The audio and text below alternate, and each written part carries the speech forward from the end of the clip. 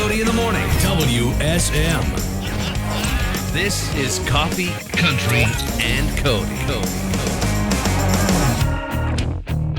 To get into the Opry House door. And when I came out, I was like, I need a sweatshirt. And I ended up with two. So I got this one, and I got the Air Castle of the South design. Nice. The night of a big rain out at the Garth show, I stole Larry Gatlin's hoodie for Charlie.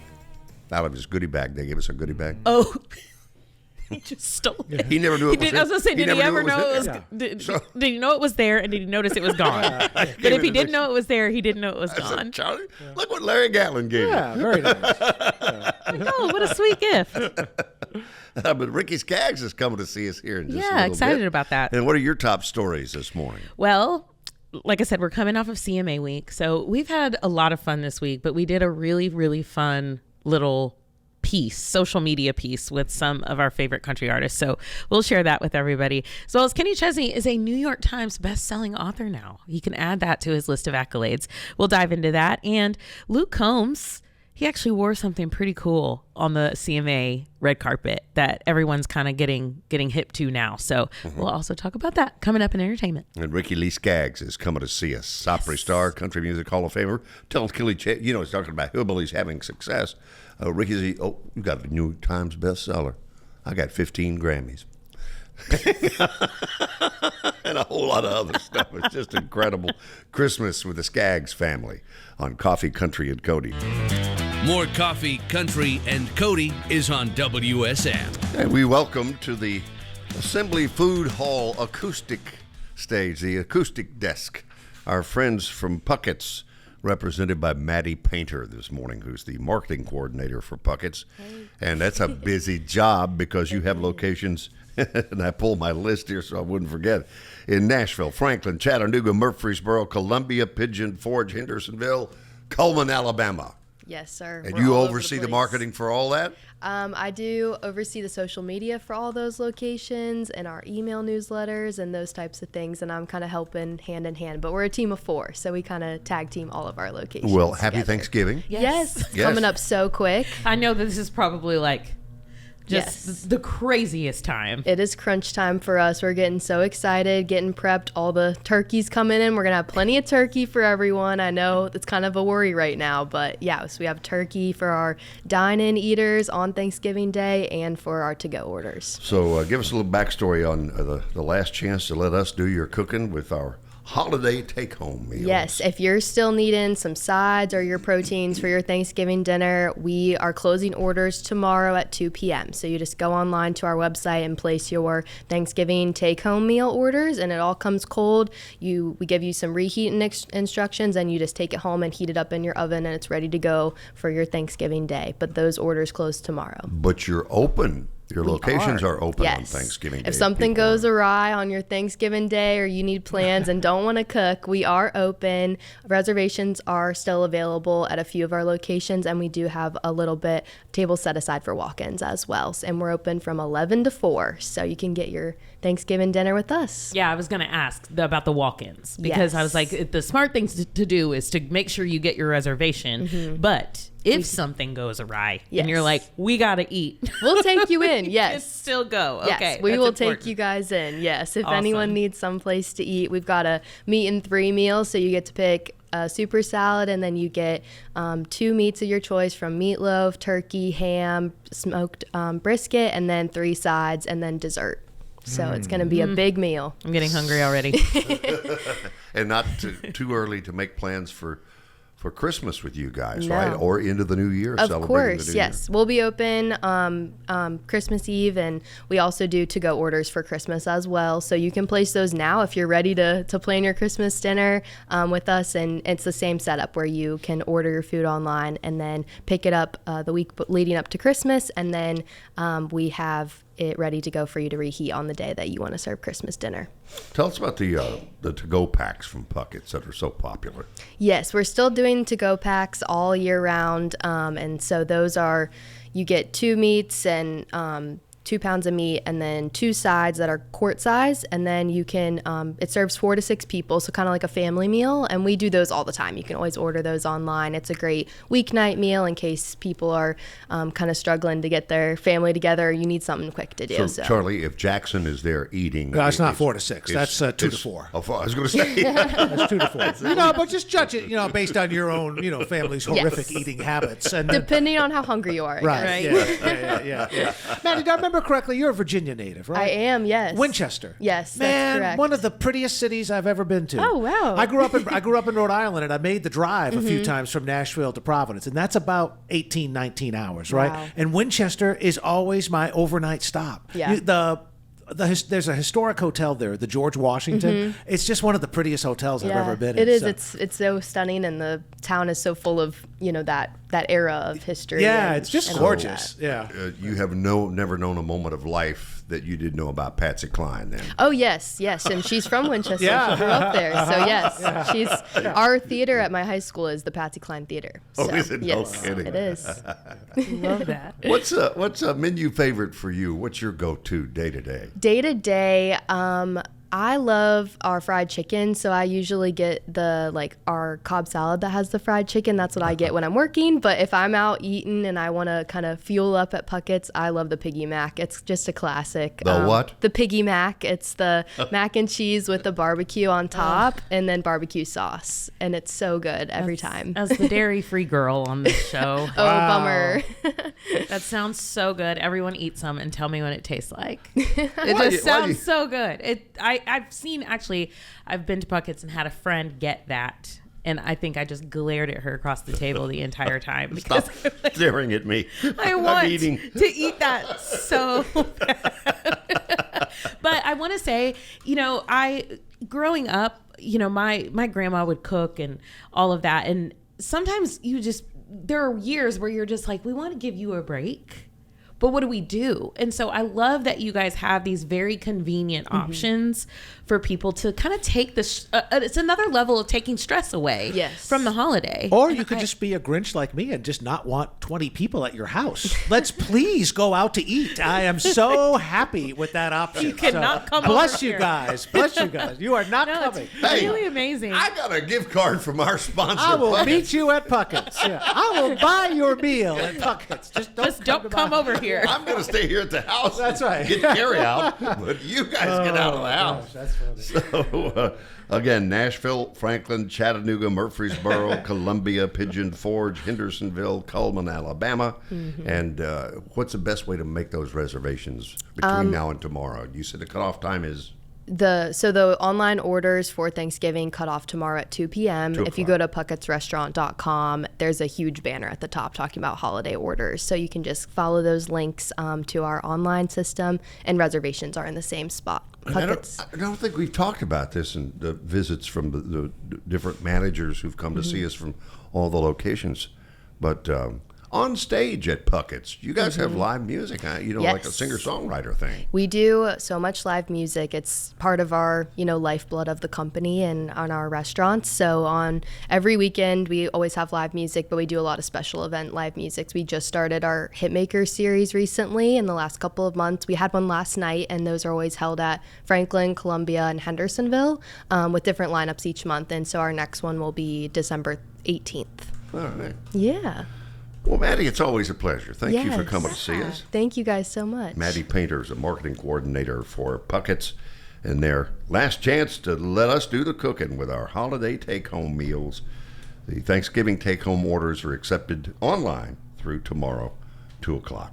Or you can join them hours 11 to 4. Yes, Make sure I sir. got it right. You can actually go to a location, the one convenient to you, on Thanksgiving Day. Because Charlie is going to lock the door if you come to his house. Go home. You go home. You go to Puckett. This is Coffee, Country, and Cody. Amber Anderson, Yes. how many halls of fame is Ricky Skaggs a member of? Oh my goodness. You can put me on the spot. Me too. I wouldn't. 4 off the top of my head, but I'm probably I was like, messing you up on I one. was going. Well- I was gonna go 6. Well, Country Music Hall of Fame, Bluegrass Hall of Fame, Musicians Hall of Fame, Gospel Music Hall of Fame. Mm-hmm. Yes. Okay. So GMA. what am I missing? The Fiddler Hall of Fame.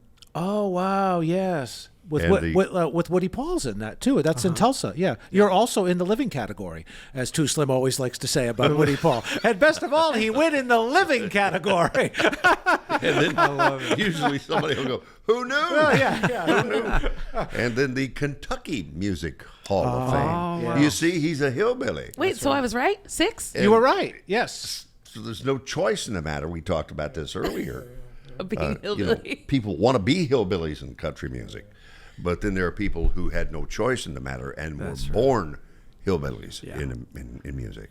Yeah, that was a nick. When I moved to Ohio, my grandfather was ailing, and my mother really wanted to be closer to him. You know, we was living in the sticks there in eastern Kentucky, and so anyway, we moved up there, and I had to go to school in Ohio. But son, it was different than Kentucky. You know, couldn't chew tobacco up in Ohio.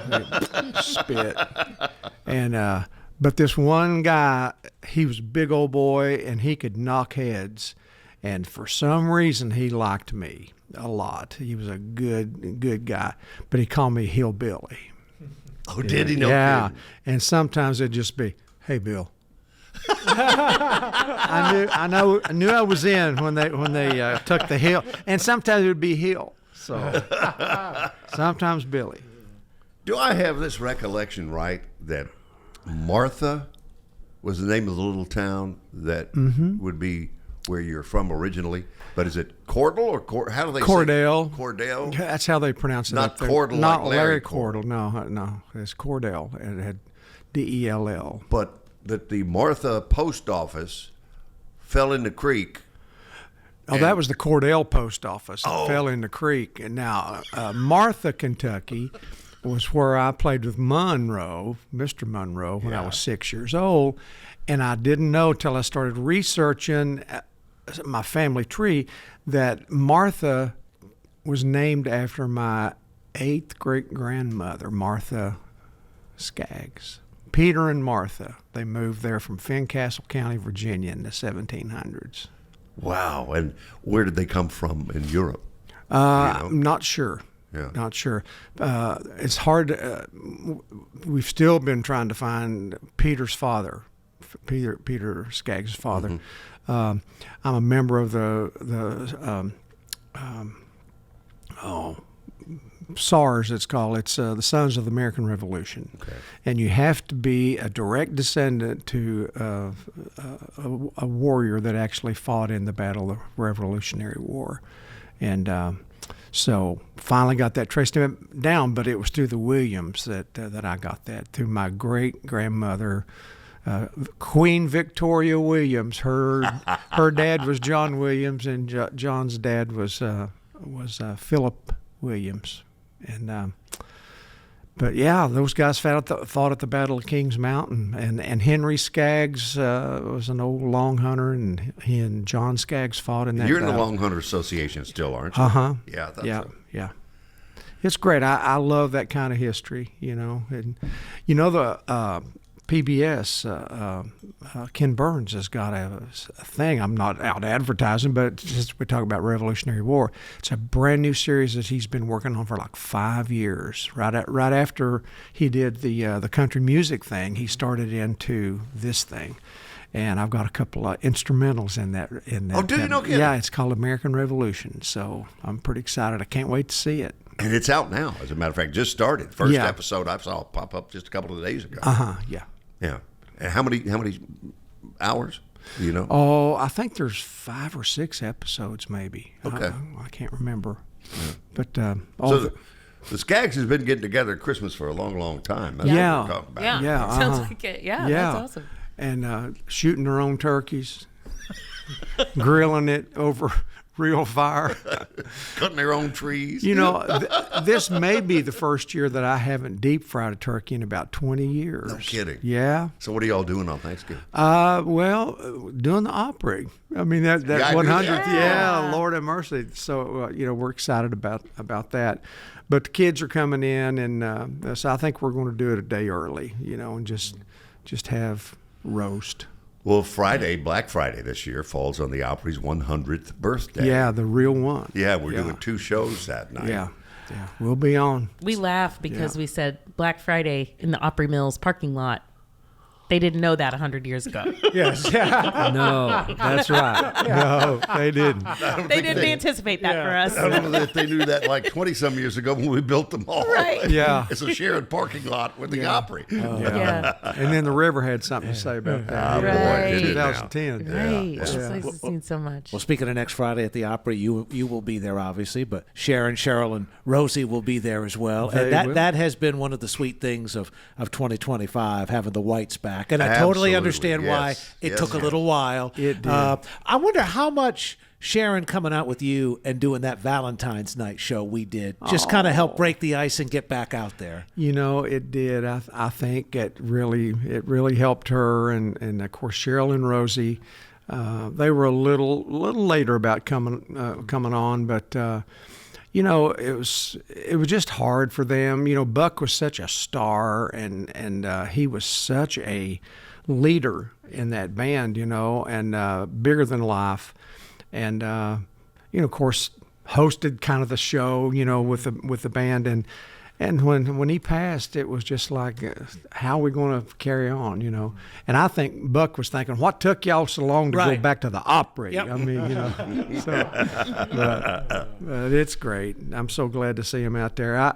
I was standing on the side of the stage when they did rehearsal the first time for the show they were going to do on their comeback night, and they started into pins and needles. And a couple of the stagehands are standing there. Now there's the Opry. There's the Opry. The Opry's back, and it was just so good. And I told the girls about that, and they said, "Oh." So anyway, it's been great to see them out there. Well, musically, we're going to do Deck the Halls with Ricky Skaggs here in just a second. But go ahead and set up. You finish at the Opry on the 4th of December. You go to Philadelphia, Mississippi. You're at Marty's place, aren't you? In there, museum? I think that show sold out in 20 minutes or something like that. It was crazy. And we was trying to get a second one, but we couldn't have made it happen, to get down there earlier, and then we had another show the next night. So anyway, but we'll work it out for next year. And then Friday the 5th, you're within the sight of Jerusalem Ridge. You'll be in Owensboro, Kentucky. Yeah. And then you're in Steelville, Missouri on the 6th. And tell us about the Fisher Center as we go to the... Oh, really, really excited about that. Me and Charlie was talking about that on the way up the steps a while ago. It's such a beautiful, beautiful hall. It's you stunning. think you're in Europe or something like that. I've been... I played the Opera House in Berlin one time with Emmy Lou, and it was no wise as nice as the Fisher Center. It's just beautiful, and the only thing I've done there is the tribute to Vince that the CMT did a few years back, and that's the only show that we've done there. Just did one song, but it was beautiful, and so we're really excited about it, and we're going to be using, it'll be me and Kentucky Thunder. And so lots of Christmas songs, lots of Christmas instrumentals, and then we have the Belmont String Ensemble. The student-led string ensemble is going to play with us. We got some beautiful Christmas charts that we use, that we've had written, and so we got that. And, of course, it's Nashville. You never know who's going to show up, but Hendersonville is going to really show up, and Mount Juliet.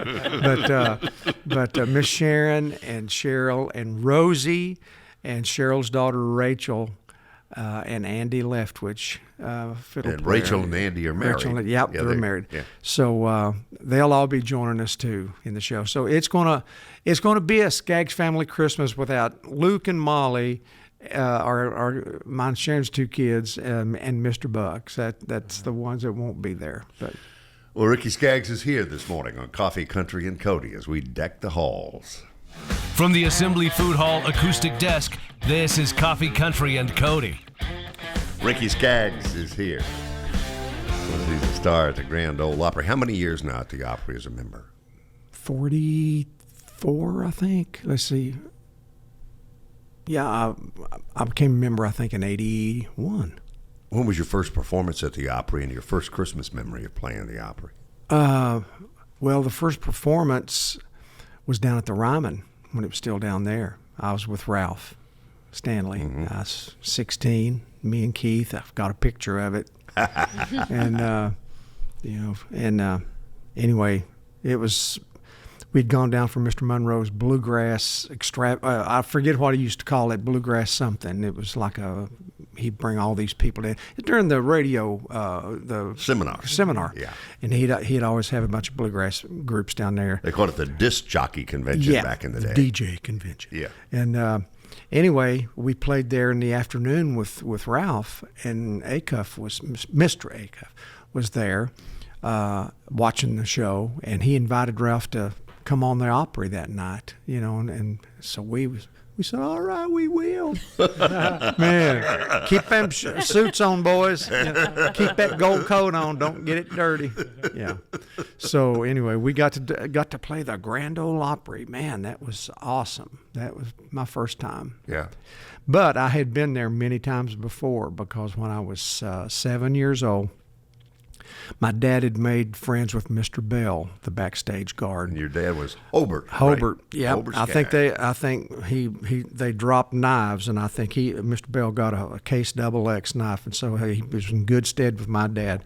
And anyway, he would let us come backstage, but don't let that little boy touch anybody's instruments. And he said, "Oh, he won't." Like you wait, So anyway, I'm backstage, and Dad had me get my mandolin out, and I'm just standing there, kind of leaned up on the wall back there, playing the mandolin, and Earl Scruggs walks by, and just stands there and watches, and he got the biggest old smile on his face, And when I got finished, he said, "That boy is good." He said, "I want you to bring him down for our audition for our television show," And that's how that happened. Wow. So the Ryman has been a big influence, a big deal in my life for many, many years. Do you remember that first Christmas that you would play the Opry?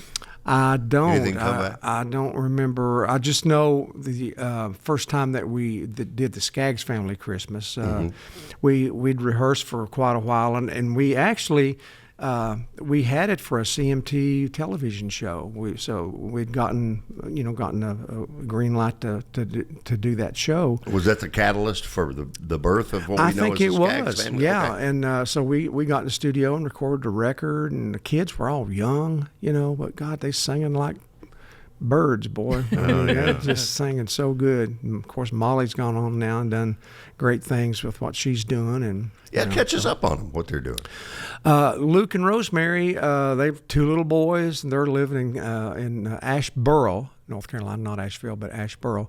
And Molly's living over there about 15, 20 minutes from Luke. They're not going to separate too long, So anyway, they Aunt Sissy, or Auntie is what Lyric calls her. Lyric is the 5-year-old. That's Luke's little boy, and he is crazy about it. Used to be Alwyn Jackins. Oh. But he can say it now. Yeah, he said, "Mama, it's Alan Jackson." But he used to call him Alwyn Jackins.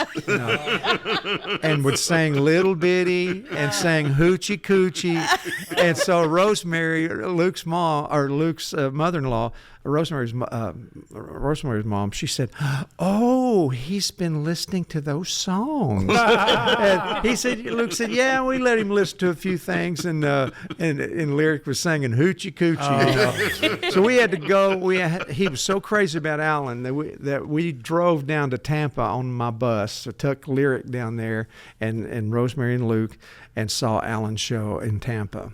How about that? And How fun is that? that was so awesome. We didn't get to meet Alan, but he spoke at us from the stage and everything, and it was great. But also Zach Top opened for Alan that time, and so Lyric kind of went nuts over his music.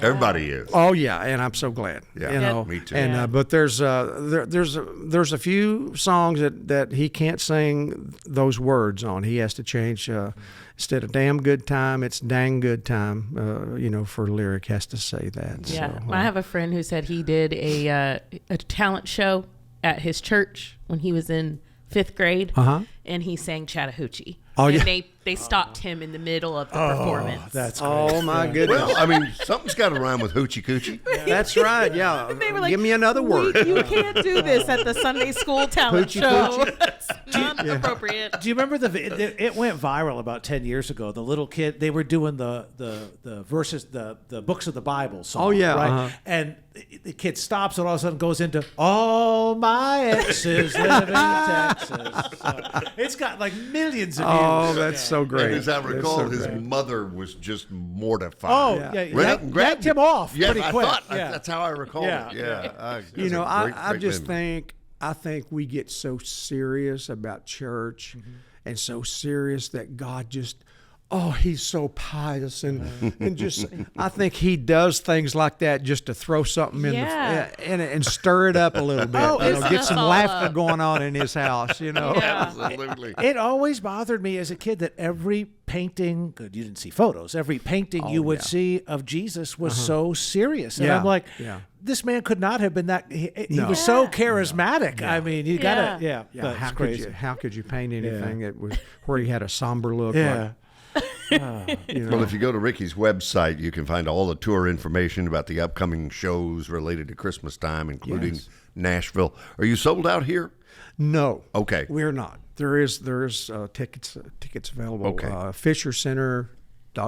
Is it .org or .com? One of them dots. You can link to it when you get to the website. And free parking on the Belmont campus. That's one of my favorite things. Wait. Yeah. There's free parking at Nashville? We went and saw the Dolly musical. Park for free. It is Free parking in Nashville. That's an I'm going to park at oxymoron. Belmont and walk to the Titans game next time. Exactly. Okay. Say free parking, say less. It is thefishercenter.com. Yes. I thought that disappeared with the dinosaurs. Yeah. Free parking in Nashville. Yeah, there's free parking in Nashville. You have to park in Hendersonville. That's right. Do your best to get down gotta there. walk on the interstate. But before we get to that, the 7th of December, that's the day you came to town, Charlie. How many years ago? Pearl Harbor Day, December 7th. Yeah. 1990. 35 years it'll be for me in Nashville this December 7th. How about that? Yeah, yep, drove up from Congratulations. Miami. So, Nice. would you share some memories of your friend James Taylor, who we're going to feature, but just made his Opry debut about a week ago? Oh yeah, we did New Star Shining, as you said, and got to know him, and he was so kind to me. I was just kind of getting started. I think I'd been in the country thing for a couple of years when I got to cut that, but here recently, I guess it was a couple of years back, maybe 3 years ago, we were doing bluegrass nights at the Ryman, and when we kind of moved out on stage to get ready, I think you were there introducing us and everything, Bill, and somebody said, James Taylor's out there. And I said, it's a look-alike. What would he be doing at a bluegrass show? And sure enough, he'd come to town, and him and his son Henry, and they were looking at Belmont and looking at different universities, for Henry. And anyway, when I realized it was really him, I didn't mind honoring him, because I wanted to, just pay a blessing on him there, But So who wrote this? You recall? the guy, John Hall, Orleans. Okay. Still the one. Yeah. That group, and I was working on a record. I don't know if it's Country Boy or the album, whatever it was. I was down at Audio Media down on Music Row, and guy comes in the control room, that worked there, and he said, "You got a visitor out in the lobby out there." Said he really wants to see you, and so usually I would find out who it was, but for some reason I just went out there, and it was John Hall, and I recognized him. I knew exactly who it was. Had their albums and stuff like that, and. So anyway, he had this cassette, and back when we had cassettes, Charlie. Oh, I remember. Yes. Anyway, he played it for me right there, and I loved it. Him and his wife Johanna had written it together, and I think he said that he had played it for James, and he said he's going to play it for me. And anyway, it was going to be originally we had an idea of doing it me and James. And Dan Fogelberg, and Dan gave us Thursday between 12 and 2. I can do that. I mean, it was like, crazy. And so James said, "Ricky, you just sing that other part," So that's what we did. So it's a duet, but it's a trio on the choruses. And you sang it into music history. Oh, love you, brother. Thank you for coming to see us. Charlie. Thank you so much. Good Bill. to see you. You bet. Merry Christmas to you and the Merry family. Christmas All right. to you And all. Thanksgiving first. Let's do that first. Yeah, let's get that Skipping turkey out of the around. way and then slide the ham in. Well, and we'll see you Friday the 28th for sure. Oh, as we yes, celebrate we'll be 100. excited about that. Yes, 100 years of WSM and the Grand Ole Opry. 2-show night. From WSM Radio, this is Coffee, Country, and Cody. Hey, if you want a long-term employment plan that works, join a band. As long as it's the Pure Prairie League. Mike Riley, old friend, slide in here along with Scott Thompson and Jeff Zona this morning. Pure Prairie League. You got a couple of gigs back-to-back here at the Franklin Theater. That's happening Friday night, and then Saturday at the Grand Ole Opry. It's going to be a blast. Yeah. Yeah. Thank you, Nashville. Absolutely. How often do you get to Nashville? Is it one of those places that you frequent a lot, or no? Once or twice a year. Yeah, we right? play once or twice a year. Usually once a year, or sometimes every other year. It's nice because it's hometown for these guys. Yeah. I got to commute. From Long Island? Yeah. Well, you should move closer. Well, I did for a while. I was here for a couple of years, but I couldn't afford to. Couldn't afford it. None of us can afford to live here. That's good We point. just do. Crazy. Yeah. He's lived in L.A. and Nashville, and like all the rock stars, he has to retire in Long Island. Yeah. So, back on track is new music from you guys. How many albums is that now? 15, 16, And the first one was when? 71. That was my first year in radio, 54 years ago. Yeah, amazing, huh? Yeah. Time's fun while you're having flies. And, and give us the history of the name and the great Luke, the artwork. What was Luke's? Well, Pure Prairie League came out of a movie called Dodge City in 1937 starring Errol Flynn. And Pure Prairie League was a bunch of Hatchet Annie, Carrie Nation types that marched down the streets of Dodge City. We refer to it as a temperance league. That's right. It was a temperance union. That's right. But and they'd carry signs that said Pure Prairie League. Well, the thing is, if you actually looked at the women that were carrying those signs, you'd start to feel sorry for the grass. That's why they drank so much. See why the men drink. Yes. And when we were in the studio in New York in '71 doing the first record, we were sitting upstairs in one of the offices and with the A&R person Paula Batson, and we were leafing through a Rockwell Saturday Evening Post cover book, and John Call, our steel guitar player, stopped at the page that had. It was called Dreams of Long Ago, and there was Sad Luke sitting in his house listening to an old Victrola holding a Enrico Caruso record called Dreams of Long Ago. And Rockwell happened to drop in on him when he was all duded up in his, he was reminiscing. He was mourning the fact that he had lost his wife. Mm-hmm. And so Rockwell said, I got to paint this. And that's how that cover became. Wow. And but the family graciously gifted the use of the... Yeah. That's right. The family did. Saturday Evening Post didn't. They made us pay. Somebody's got to pay retail. Yep. Well, there you go. But it was, Rockwell was he was very, very gracious, very generous. We made him an official prairie dog in 1975 when we visited him. Amber, do you want to be a prairie dog? I would love it. This is your chance I right here, think right that, now. I would be honored. I was just sitting here looking at just the list of musicians that have been in this band. And I feel like that's something that is so unique, and that you have all of this talent that has kind of come through, but the band is this mainstay. And what does that mean to you to be a part of something that's so long standing like this? Well, it's a legacy. Yeah. That you're kind of take honor in keeping it going.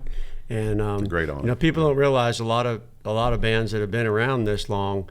I mean, I say it's like, well, how many original players do the 1972 Philadelphia Eagles still have playing for them? Exactly. Very good point. The band and the brand can keep going as long as the new members contribute to the legacy. Sure. And that's sort of what we've done with the new album. And, like you said, a lot of talent's been through this band.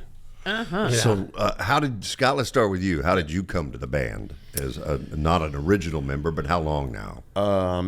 15. I'm in my 15th year. Okay. Yeah. I had worked with Donnie Clark, who was the guitar player at the time. Who's with John Connolly now, Yeah, right? he's with John Connolly now, yeah. And he said, man, you would be perfect for this band, if something ever happens. I said, well, keep me in mind, And one day, Rick Shell decided to scurry on and do something else, and he called Mike, and Mike and I talked and came in and kind of did a pro audition or whatever you want to call it, and the rest is history. That's what I was going to ask, is what's the audition process? What's the vetting? I mean, it was kind of, the way things go in Nashville, and Jeff knows this too, and Mike does as well. It's kind of who you know. 100%. It's one of those deals, and you've got to get along with people because you're living with them on the road. Right. Yeah. So it's one of those things. Yeah. How about you, Jeff? So I'm in my 5th year, and my audition process was, hey, you need to send us a video you sing a couple songs. I and called you, actually.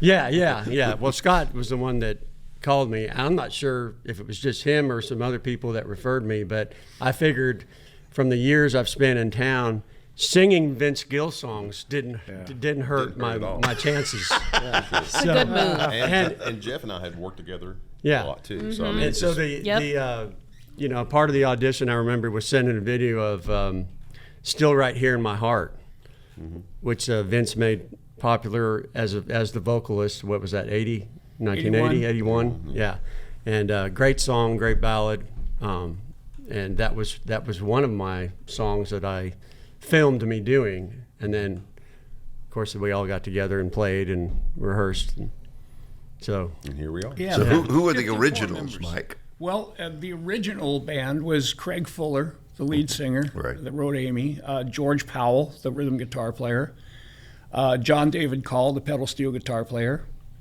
and they had a couple of buddies that were not really permanent members of the band, but Jim Coughlin from Chillicothe, Ohio, played drums, and Jimmy Lanham, a bass player friend from L.A. of the producer, played bass.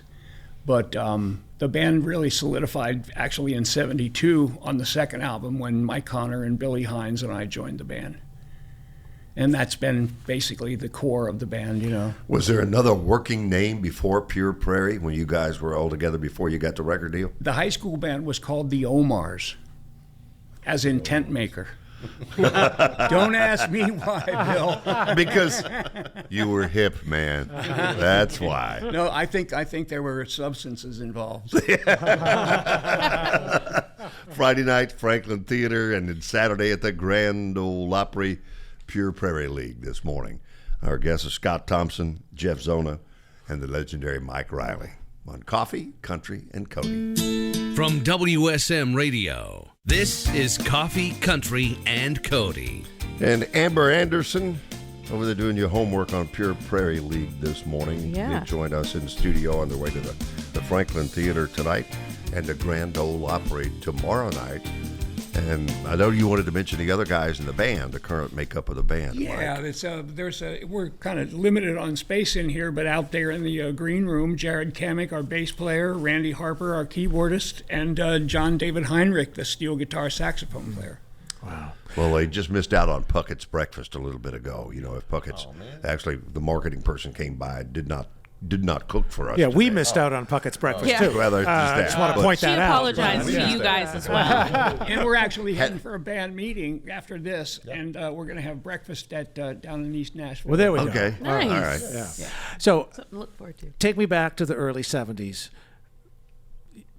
The albums are picking up some momentum. I'm looking at some of the folks you guys shared time on the road with. People like REO Speedwagon, the Kinks, the Faces with Rod Stewart. Steely Dan. Yeah, my gosh, what were those crowds like? What were those venues like? I mean, that's a magical time in rock and roll. Back in those days, they used to put together packages because the festival scene was so big. So they'd put together, we'd be on a bill with 6 different acts, and they'd be 6 different types of acts.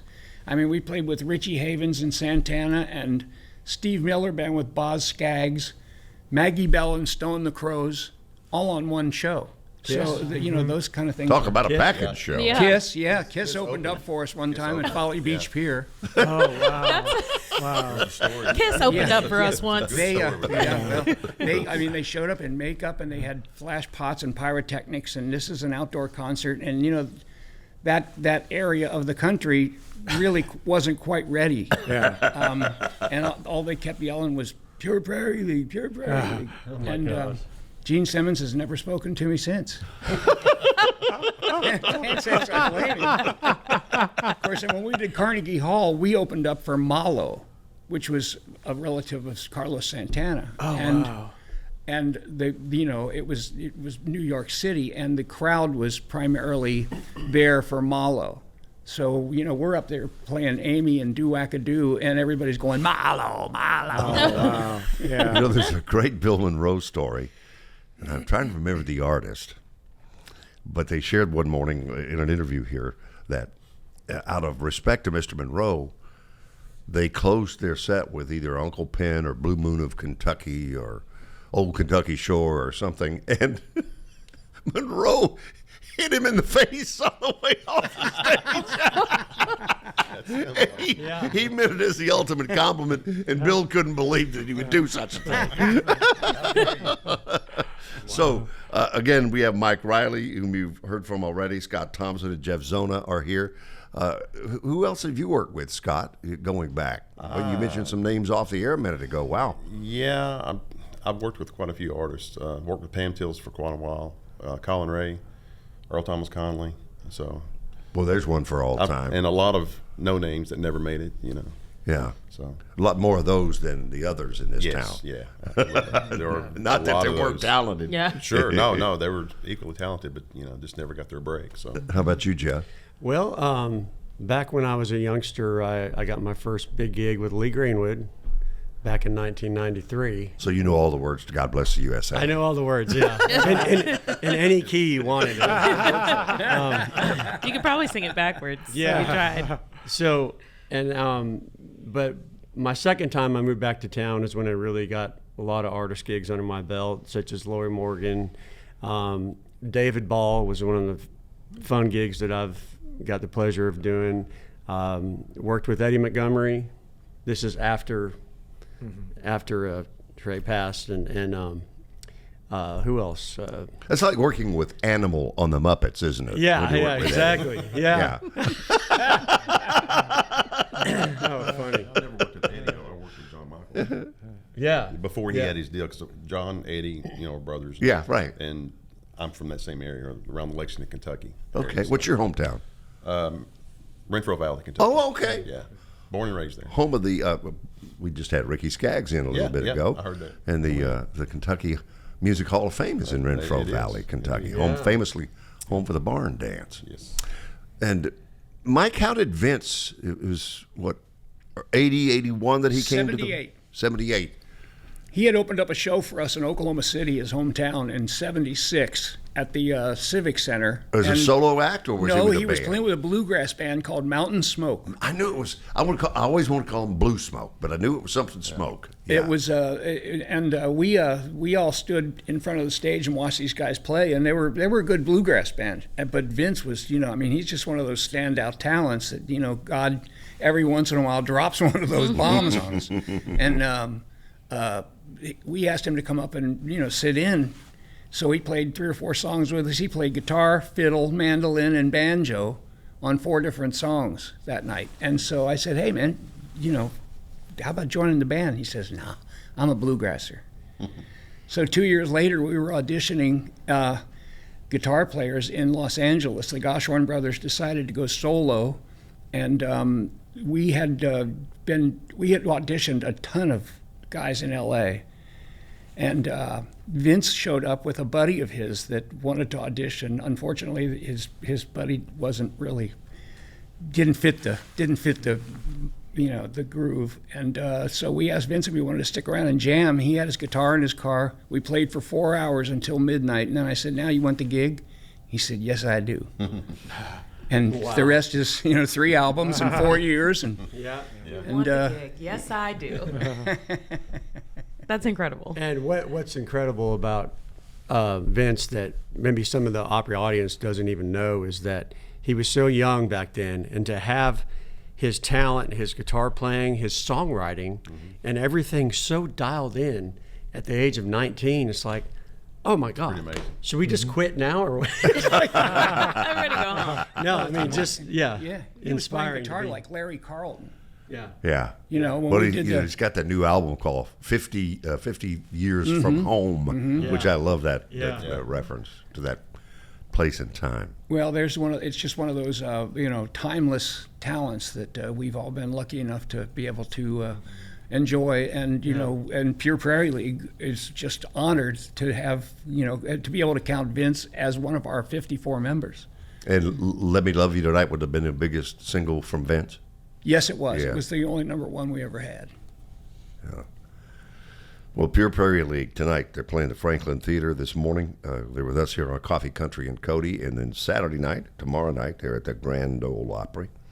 We mentioned at the top 15 albums since they debuted in 1972, and a brand new album that came out. Last time you were here, a few months back, Mike, we were talking about Back on Track. So kind of catch us up, bring us up to the moment. Well, it's been doing gangbusters. It sells like crazy, and we've gotten an incredible amount of response from Europe. So which is funny. I just got an email from a guy in the Netherlands saying, I can't find it anywhere. Will you send me one? So I got his address and I sent him a CD. Oh, I love that. But so we're trying to put together a string of shows for Europe for next summer and see what we can do with that. And capitalize on that. But absolutely. We may be a little long in the tooth, but the horse still runs. And go ahead, Charlie. Were you asking something? Between now and Christmas time, you're going to be in Bethlehem, Pennsylvania. These are just some of the dates that are ahead after this weekend in Nashville. Annapolis, Maryland, playing Philadelphia at the World Cafe Live, and then playing New York at Sony Hall in New York. So thanks for coming to see us always. Well, I just wanted to mention that you've been so gracious in hosting us all these years and being a big supporter. So we're glad to do it in any time. And once again, thank you for everything you've done for us. Absolutely. And we're going to close with a track off the album. This is Skippin' Stones from Back on Track. Original song? Or Jared Kamick, the bass player, wrote this one. All right. So Jared in the green room, here you go, baby. All over the world on WSM Radio. This is Coffee, Country, and Cody. I knew it was something. And now I know for sure. Coffee Country and Cody is where you are from the Grand Ole Opry Plaza. It is overcast and rainy. It's not a postcard day for the Chamber of Commerce, but it's going to have to do.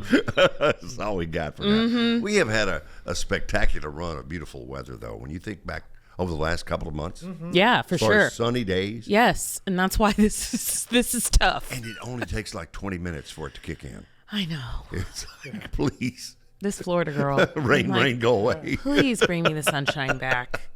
I mean, I'm looking out and I'm like, and now I will say, yesterday I had to go out to Franklin and it was real, it was like it was today. It's just overcast, but the leaves were falling and it was like orange and like it, but that's when you're like out in Franklin on like these windy country roads and it's kind of, but when you're like just like downtown in the well, here on the plaza, the leaves have fallen. Oh, they have fallen. So there is a difference between falling leaves and fallen leaves. Yes, because they just have made a mat out there with the morning rain and the poor vacuum guy in the tractor pulling behind. Piles. The vacuum. Yeah, he was out in the pouring rain.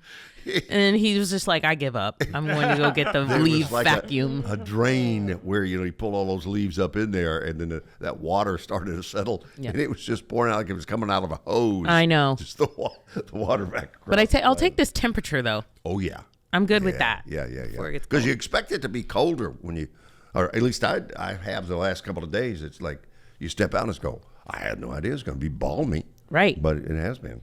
So in for Kelly Sutton this morning, girl. Yeah. And then in next week as well for a couple of days. Yes, I'm in Monday and Tuesday, too. And then Charlie is out next week. Correct. Yeah, I'll be back for the 28th. All right. Okay. And Annie's going to Huntsville for the weekend, going down into the Rocket City, the birthplace of Bill Cody. Just wanted to throw that in there. Love that. That's December amazing. 16th, 1958, Huntsville Hospital. Okay. About 7:15, I think it was. Okay. Oh. I'll go check it out. Annie's going back to Annie, I've been around so long, they may not be a quote-unquote Huntsville Hospital anymore. Yeah, I'm not sure, really.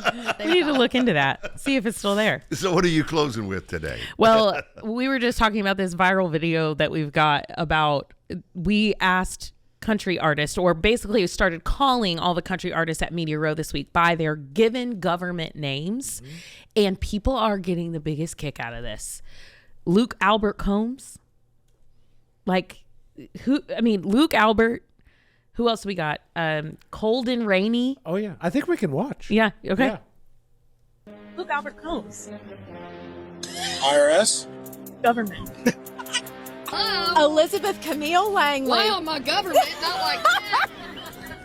Did I do something wrong? Colden Rainey Swindell. How are you doing? I'm great. Thank you. Am I in trouble? Jordan Carl Wheeler Davis. That's my Christian name, right there. Hello, ladies. Jonathan Riley Green. Where'd you get that from? Found my birth certificate laying around somewhere. Lauren Elena Christine Arnold. Did you Google? Well, that's right there. So much fun. Right there with Darius Rucker's laugh. Right? That's contagious. The best laugh. Yeah. That was so much fun to do. And what was Jordan Wheeler? Jordan Davis? Carl Wheeler Davis. So he's a four-name guy. And you had a few of those, right? James Mitchell Timpany III. He was like he was our only the third, but we do have Lee is, what was Lee Bryce? Kenneth Mobley Bryce Jr. Oh. Mm-hmm. Huh. Yeah. Not and Mobley, he said but Mobley. Mobley. And Kelly actually says Mobley in the video, and he goes, it's Mobley. She's like, oh, Mobley. But he said. That's what we say in South Carolina. Mobley. Well, he said when he was growing up and he would cut grass, people would write checks to Lee Bryce, and he would go to the bank to cash them. And they're like, you can't cash this. Who's Lee? He's like, it's me. It's like, no, your name is Kenneth. It's hilarious. And then Tennille Arts is Tennille Jade Dakota Arts. Jade, Jade. Jade. Okay. So she was like, where are all my double middle name people? Yeah. Like Jordan? Yeah, like Jordan. Carl Wheeler Davis. Yeah. Yes. Jonathan Ryan Party. Which it's John Party's Ryan. He doesn't look like a Ryan, right? No, he does not. He does not. And Bailey Lynn Zimmerman. Lynn? Lynn. Yeah. There were some. And then we talked about Brothers Osborne. They're not on the video.